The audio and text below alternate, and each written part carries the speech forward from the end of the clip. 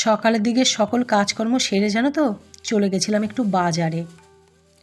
সবজি একদম ঘরে ছিল না, সবজির দরকার ছিল, আর তাছাড়া দরকার ছিল ঠাকুরের ফল, যেটা একদমই ছিল না।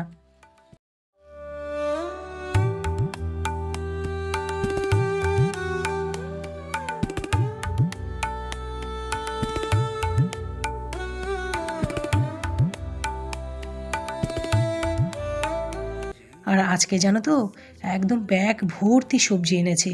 2-3 দিনের সবজি নিয়ে চলে এসেছে। পালং শাক, বেথুয়া শাক, তারপর তোমার পেঁয়াজ কলি, শিম, আরও অনেক কিছু। তারপরে জানো তো রান্নাঘরটা আজকে ডিপ ক্লিনিং শুরু করেছে গো। জীবন কো সাজায়া। এবারে কি বলো তো, খুব বেশি নোংরা হলে না আমি পরিষ্কার করতে পারি না। এটা আমার বদ অভ্যেস বলতে পারো। তাই জন্য একটুতেই আমি সব সময় ঘরদোর পরিষ্কার রাখার